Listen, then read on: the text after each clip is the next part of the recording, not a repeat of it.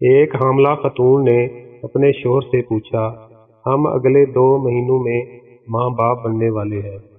بولی، اگر بیٹا ہوا تو کیا منصوبہ ہوگا؟ شوہر نے جواب دیا، میں اس کو تمام روزمرہ زندگی کی روایات سکھاؤں گا، کھیل، ریاضی، لوگوں کی عزت اور وغیرہ وغیرہ۔ خاتون نے پھر پوچھا، اگر بیٹی ہوئی تو؟ شوہر نے جواب دیا، میں اسے کچھ نہیں سکھاؤں گا، بلکہ میں اس سے خود سیکھوں گا۔ میں غیر مشروط محبت سیکھوں گا۔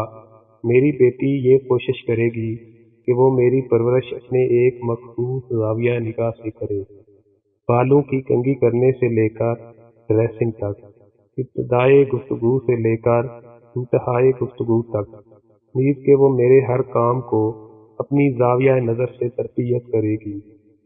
وہ میرے لیے دوسروں سے لڑے گی، مباحثہ کرے گی، اس کی خوشی اور غم میری طبیعت پہ منحصر ہوں گے۔ خاتون نے پھر پوچھا، کیا بیٹا یہ سب کچھ نہیں سکھائے گا آپ کو؟ شوہر نے جواب دیا، بیٹے میں یہ ساری خصوصیات ڈالی جاتی ہیں، لیکن بیٹی ان خصوصیات کے ساتھ پیدا ہوتی ہے۔ خاتون نے پوچھا، لیکن بیٹی تو ہمارے ساتھ ہمیشہ نہیں رہے گی؟ شوہر نے جواب دیا، بیٹی ہمارے ساتھ جسمانی طور پر نہیں رہے گی، لیکن روحانی طور پر وہ ہر لمحہ ہمارے ساتھ ہوگی۔